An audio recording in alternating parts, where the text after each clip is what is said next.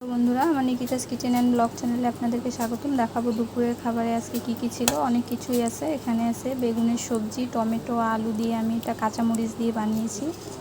এটা কিন্তু খেতে অনেক মজা লাগে, ভাত রুটি সব কিছুর সাথে খাওয়া যায়।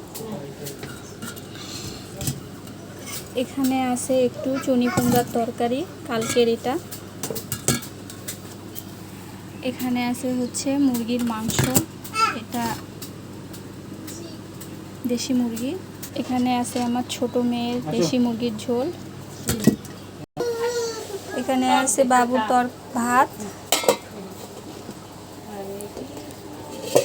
আর এখানে আছে হচ্ছে মসুর ডাল পাতলা। সব কিছুর সাথে খাওয়ার জন্য আছে কালো জিরার ভর্তা। আমি এটা শুকনো শুকনো করে বানিয়েছি। সব কিছু শুকনো খোলায় ভেজে আমি লবণ দিয়ে গুঁড়ো করে নিয়েছি।